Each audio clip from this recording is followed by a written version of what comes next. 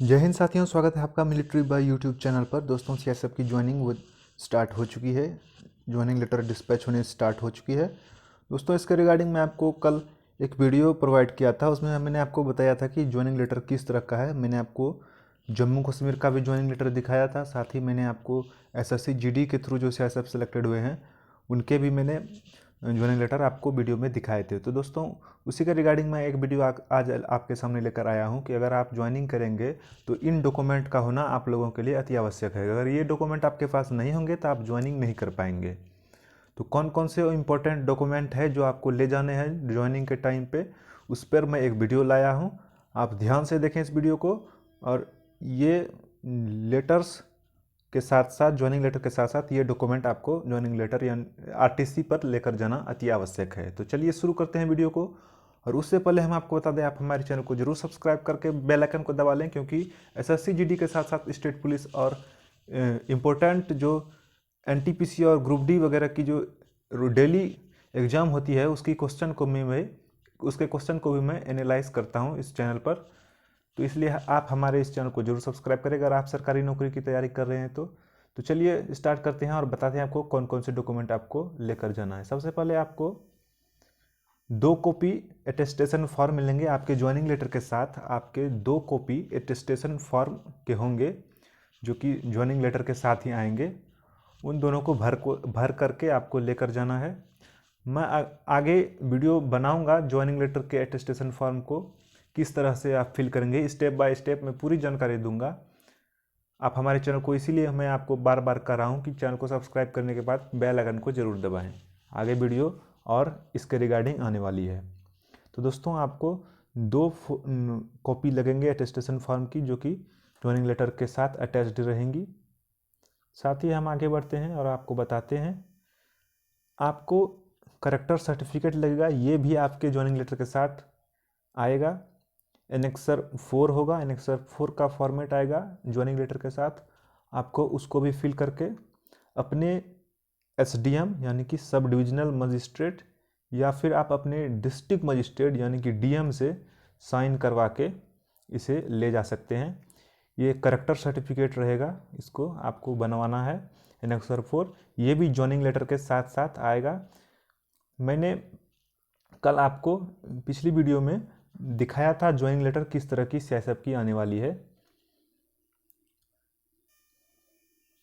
और आगे बात करें हम, आपको करेक्टर एंड अटेस्टेंट सर्टिफिकेट लेकर जाना है। एसएचओ के द्वारा आपको साइन करवाकर एक सर्टिफिकेट बनवा कर ले जाना है। ये सर्टिफिकेट भी आपके ज्वाइनिंग लेटर से अटैच्ड रहेंगे। आपके ज्वाइनिंग लेटर के साथ आपके ज्वाइनिंग लेटर, अटेस्टेशन फॉर्म और ये एसएचओ का फॉर्म रहेगा। साथ ही एनेक्सर 4 का भी फॉर्म आपके ज्वाइनिंग लेटर में आने वाला है। पोस्ट के द्वारा, स्पीड पोस्ट के द्वारा जो आपके पास ज्वाइनिंग लेटर आएगी उसमें ये 4 फॉर्म रहेंगे। और ये एक एसएचओ का फॉर्म होगा। इसको आपको फिल करके अपने नज़दीकी एसएचओ यानी कि स्टेट हेल्थ ऑर्गेनाइजेशन के जो हेड होते हैं, आपके नज़दीकी जिला अस्पताल में जो स्वास्थ्य विभाग के जो अधिकारी होते हैं, अगर आप जिस डिस्ट्रिक्ट में आप आते हैं उस जिले के वरिष्ठ मेडिकल अधिकारी, वरिष्ठ डॉक्टर जो हैं सरकारी हॉस्पिटल में, उनसे आप साइन करवा कर लाएंगे। और मैं आपको एक और बात बता दूं, आपको साइन करवाने से पहले एक photo, recent passport size photo आपको वहाँ पर लगाना है। और उस पर भी आपको सील्ड यानी कि मुहर और साइन करवा कर आना है। फिर से बता दूं, आपको अपने नज़दीकी स्टेट हेल्थ ऑफिसर यानी कि अपने नज़दीकी जिला अस्पताल में जाएंगे और एक सर्टिफिकेट बनवाएंगे। मैं आपको बता दूं, ये प्रोफार्मा, ये फॉर्मेट आपको ज्वाइनिंग लेटर के साथ आएंगे। पहले आप ज्वाइनिंग लेटर आने दीजिए, उसके बाद ये फॉर्मेट को लेकर आपको नज़दीकी हॉस्पिटल्स में जाना है। नज़दीकी सरकारी हॉस्पिटल्स में वहाँ आप एसएचओ से साइन करवा के एक फ़ोटो साट दीजिएगा आप उस फॉर्मेट पे, और उस फोटो के ऊपर भी आप मोहर और साइन लगवा लीजिएगा, स्टाम्प लगवा लीजिएगा और साइन करवा लीजिएगा एसएचओ से। तो एसएचओ का सर्टिफिकेट लगेगा, एनेक्सर 4 लगेगा आपका एसडीएम से बना हुआ करेक्टर सर्टिफिकेट और अटेस्टेशन फॉर्म। और आगे की डिटेल में दूं आपको, अगर आप 10th पास किए हैं तो आपको 10th का सभी सर्टिफिकेट को लेकर जाना है और उसका कम से कम 2 फोटो कॉपी भी करवा लें। अगर आप 10th से ज़्यादा की पढ़ाई कर चुके हैं, जैसे आप इंटर कर चुके हैं, 12th कर चुके हैं या फिर ग्रेजुएशन कर चुके हैं, तो आप 10th 12th और ग्रेजुएशन की सारी ओरिजिनल डॉक्यूमेंट्स जैसे कि admit card, registration card, marksheet, certificate, सारे डॉक्यूमेंट्स आपको लेकर जाना है। साथ ही इसके 2 फोटोकॉपी भी आपको करवा लेना है और उसे भी लेकर जाना है। अगर आपने कुछ टेक्निकल एजुकेशन भी हासिल की है, जैसे कि DCA कंप्यूटर एप्लीकेशन पर कुछ सर्टिफिकेट्स वगैरह, जैसे कि आपके पास टाइपिंग की सर्टिफिकेट हो, या फिर अगर आपने ITI वगैरह की हुई हो, पॉलिटेक्निक की हो, तो उसकी भी सर्टिफिकेट आप ले जा सकते हैं और उसकी भी आप 2 फोटोकॉपी करवा कर लें। और डेट ऑफ बर्थ सर्टिफिकेट के तौर पर आप 10th का सर्टिफिकेट अवश्य ले जाएं। अगर आप SC ST OBC EWS या फिर हिलमैन, यानी कि अगर आप असम वगैरह से बिलोंग करते हैं या फिर कोई जम्मू कश्मीर वगैरह, अगर आप पहाड़ी एरिया से बिलोंग करते हैं तो आपको हिलमैन सर्टिफिकेट, ट्राइब्समैन सर्टिफिकेट अगर आप जनजाति से बिलोंग करते हैं तो, और आप NCC या स्पोर्ट्स सर्टिफिकेट अगर आपके पास हो, या अगर और भी कोई आपके पास सर्टिफिकेट हो तो आप वो भी ले जा सकते हैं, ओरिजिनल और उसके साथ 2 फोटोकॉपी। आगे और बात करें दोस्तों, आपको 2 फोटोकॉपी, माफ़ कीजिएगा 2 फोटो रिसेंट साइज के पासपोर्ट साइज 2 फोटो ले जाने को बोल रहा हूँ, लेकिन मैं आपको कह रहा हूँ कि आप कम से कम 15 फोटो ले जाएं पासपोर्ट साइज, क्योंकि वहाँ पर बहुत जगह आपको काम आने वाला है ये फ़ोटोज़। तो आप 2 कॉपी रिसेंट पासपोर्ट साइज के ज़रूर ले जाएं। लेकिन मैं आपको रिकमेंड करूँगा कि आप 2 नहीं, कम से कम 15 पासपोर्ट साइज फ़ोटो को लेकर जाएं।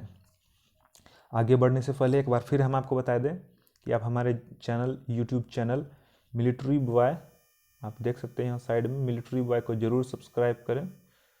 सब्सक्राइब करने के बाद आप बेल आइकन को दबाएं, क्योंकि SSC GD के साथ साथ अन्य प्रतियोगी परीक्षाओं के ऊपर मैं वीडियो लाते रहता हूं। तो चलिए और आगे बढ़ते हैं और बताते हैं आपको और कौन कौन से डॉक्यूमेंट आपको लेकर जाना है। In case you are already employed in government public sector undertaking ETC, अगर आप पहले भी किसी सरकारी सेवा दे रहे हैं, कहीं आप पहले भी सरकारी नौकरी कर रहे हैं या फिर कोई प्राइवेट सेक्टर में नौकरी कर रहे हैं, तो आपको वहाँ से नौकरी छोड़ने के बाद जो वहाँ से एक सर्टिफिकेट दिया जाता है, रिलीजिंग सर्टिफिकेट, आपको वहाँ से एक रिलीजिंग सर्टिफिकेट ले लेना है। साथ ही आप वहाँ से NOC ले लें। अगर आप कहीं भी पहले से सरकारी कर्मचारी हैं या फिर प्राइवेट सेक्टर के कर्मचारी हैं, तो आप वहाँ से NOC और रिलीजिंग सर्टिफिकेट वगैरह निकलवा कर ले जाएं, क्योंकि RTC में आपको ये लगेंगे, ये सर्टिफिकेट आपको RTC में जमा करने होंगे रिपोर्टिंग टाइम पे। तो ये जानकारी भी थी और आगे हम आपको बताएंगे। जुड़ रहे हैं हमारे साथ इस वीडियो में। If you had applied for the other services before joining CSF, अगर आप CSF को ज्वाइन करने से पहले किसी और जगह फॉर्म को फिलअप कर रखे हैं तो इसकी भी जानकारी आपको CSF को देनी होगी।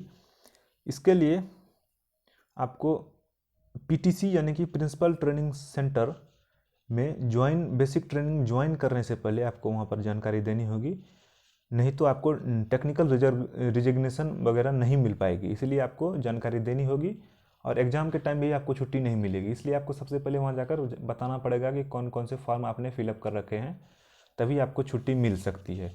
वैसे ट्रेनिंग टाइम पे आपको छुट्टी नहीं मिलेगी, लेकिन ट्रेनिंग के बाद आपको छुट्टी मिल सकती है इन बेसिस पर, अगर आप पहले बता दें कि कौन कौन से फॉर्म आपने फिलअप कर रखे हैं CSF के अलावा।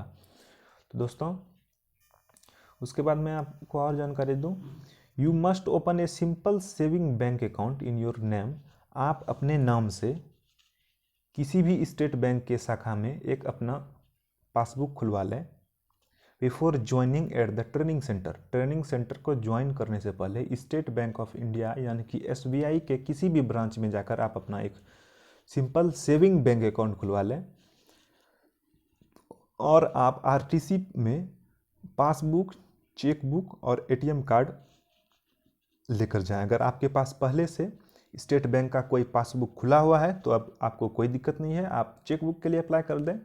लेकिन अगर आप नया पासबुक अप्लाई कर रहे हैं तो मैं आपको रिकमेंड करूंगा कि आप आज अभी तुरंत वीडियो देखने के बाद अपने नज़दीकी स्टेट बैंक में जाएं और स्टेट बैंक का खाता खुलवा लें, क्योंकि अगर आप लेट करते हैं तो आपको चेकबुक आने में लेट हो जाएगी। क्योंकि चेकबुक के आने में 10 से 15 दिन लग जाते हैं। तो अगर आज अभी आप वीडियो देख रहे हैं तो तुरंत आप इस वीडियो को ख़त्म होते ही, इस वीडियो के पूरा होते ही आप तुरंत अपने नज़दीकी स्टेट बैंक ऑफ इंडिया में जाएं और पासबुक के लिए अप्लाई कर दें। अगर आपके पास स्टेट बैंक का कोई खाता नहीं है तो आप अप्लाई कर दें, और उसके बाद आप तुरंत चेकबुक और एटीएम के लिए भी अप्लाई करें, क्योंकि चेकबुक और एटीएम आने में लगभग 10 से 15 दिन लग सकते हैं, क्योंकि अभी लॉकडाउन भी स्टेट्स में लगा हुआ है, तो इस कारण से और लेट हो सकते हैं। इसलिए मैं आपको बता दूं कि आप चेकबुक और एटीएम के लिए तुरंत अप्लाई करें अगर आपके पास नहीं है। You should also bring pan card and Aadhaar card. आपको आधार कार्ड और पैन कार्ड लेकर जाना होगा आइडेंटिटी प्रूफ के तौर पर। और मैं आपको बता दूं, अगर आपके पास पैन कार्ड भी नहीं है तो आप तुरंत पैन कार्ड के लिए भी अप्लाई करें, आज ही अप्लाई करें पैन कार्ड के लिए। For easy and quick opening of your account for NPS यानी कि न्यू पेंशन स्कीम। दोस्तों, आप लोगों के लिए सारे पैरामिलिट्री फोर्सेस जितने भी हैं, और उसके लिए न्यू पेंशन स्कीम अभी लागू हुई है। पुरानी वाली पेंशन स्कीम बंद हो चुकी है, अब न्यू पेंशन स्कीम आपको मिलेंगी। तो इसके अकाउंट को ओपन करवाने के लिए आपको पैन कार्ड ज़रूरी है। तो आप अगर पैन कार्ड पहले से आपके पास नहीं है तो ज़रूर आप तुरंत अप्लाई करें, क्योंकि मैं फिर आपको बता दूं कि पैन कार्ड, चेकबुक, एटीएम वगैरह आने में ये डाक के माध्यम से, पोस्ट के माध्यम से आपके पास आते हैं, तो इसमें कुछ देरी लग सकती है, इसलिए तुरंत अप्लाई करें। और आगे बढ़ते हैं, बने रहें आप हमारे साथ। अगर अभी तक आपने हमारे वीडियो को लाइक नहीं किया है तो ज़रूर लाइक कर दें और सब्सक्राइब कर दें हमारे चैनल को, क्योंकि यहाँ CSF के साथ साथ अन्य पैरामिलिट्री फोर्सेस के रिगार्डिंग हम यहाँ जानकारी देते रहते हैं। दोस्तों, आपको ट्रेनिंग सेंटर में मेस डिपॉजिट कुछ करने पड़ते हैं। सभी फोर्सेस, जितने भी पैरामिलिट्री फोर्सेस है, जैसे कि CRPF, BSF, सारे के ज्वाइनिंग के टाइम पे कुछ ना कुछ मेस डिपॉजिट हुआ है। ये रिफंडेबल होते हैं, आपके ट्रेनिंग समाप्त होते ही ये पैसे आपको मिल जाएंगे, लेकिन सिक्योरिटी मनी के तौर पर आपको मेस डिपॉजिट कुछ रुपये करने पड़ते हैं। मैं आपको बता रहा हूँ कि आपको कितने रुपये मेस डिपॉजिट के तौर पर वहाँ पर जमा करना है। तो आपको कम से कम 8,000 रुपये वहाँ पर मेस डिपॉजिट के तौर पर जमा करना है। आपको ट्रेनिंग सेंटर पे रिपोर्टिंग टाइम में 8,000 रुपये वहाँ पर जमा करना होगा, डिपॉजिट सिक्योरिटी के रूप में, मेस डिपॉजिट सिक्योरिटी के रूप में। The mess deposit will be done by cheque, और आपको वहाँ पर 8,000 रुपये का चेक बनवाना पड़ेगा। आप वहीं चेक बनवा सकते हैं ट्रेनिंग सेंटर में ही, इसके लिए वहाँ सुविधा रहेगी, लेकिन आपको 8,000 रुपये वहाँ जमा करना होगा। ये जानकारी मैंने आपको दी, लेकिन इसके रिगार्डिंग मैं एक और जानकारी आपको दूँ कि आप कम से कम 15,000 रुपये कैश लेकर RTC पहुँचें, क्योंकि 8,000 रुपये आपको जमा करना होगा और कुछ पैसे आपके पास रहेंगे जो कि वहाँ आपके खर्चे होंगे, क्योंकि तुरंत आपकी सैलरी वहाँ स्टार्ट नहीं होगी। सैलरी स्टार्ट होने में मिनिमम 2 महीने लग सकते हैं, इसलिए मैं आपको बता दूँ, आप कम से कम 15,000 रुपये लेकर ट्रेनिंग सेंटर में जाएँ।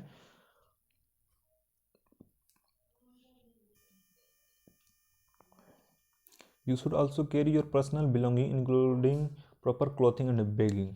आप अपना एक प्रॉपर सामान लेकर जाएं। आप अपने पहनने के कम से कम 2 सेट कपड़े, आप हाफ पैंट भी 2 ले लें, निक्कर जिसे आप बोलते हैं वो भी कम से कम 2 ले लें, 2 बनियान ले लें।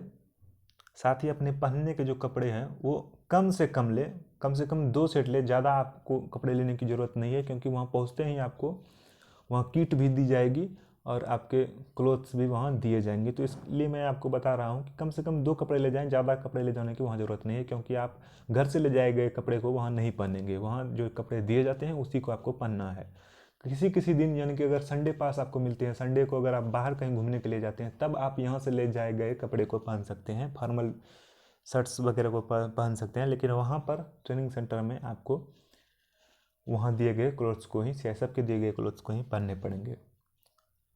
तो इसलिए आप कम से कम कपड़े ले जाएं, आप अपनी गमछी वगैरह प्रॉपर ले जाएं और कम मात्रा में सामान ले जाएं। दोस्तों, आप एक मच्छरदानी भी छोटी सी ले जाएं, एक बेड शीट भी ले जाएं, क्योंकि जाने के साथ वहाँ आपको सामान नहीं मिलेंगे तो आपको 1 से 2 दिन अपने दिक्कत में सोना पड़ सकता है, और ट्रेनिंग सेंटर में मच्छर बहुत ज़्यादा होते हैं। तो इसलिए आप अपने घर से एक छोटा सा मच्छरदानी और एक बेड शीट ले जाएं। अगर आप तकिए के शौकीन हैं तो घर से ही आपको तकिया ले जाना पड़ेगा, वहाँ ट्रेनिंग सेंटर में आपको तकिया नहीं मिलेगा। तो आप बेड शीट और मच्छरदानी घर से ले जाएं। वहाँ आपको अलॉट होंगे मच्छरदानी, लेकिन 2 से 4 दिन लग सकते हैं मच्छरदानी अलॉट होने में। और आगे की जानकारी मैं आपको दे रहा हूँ, आप जुड़े रहें हमारे साथ।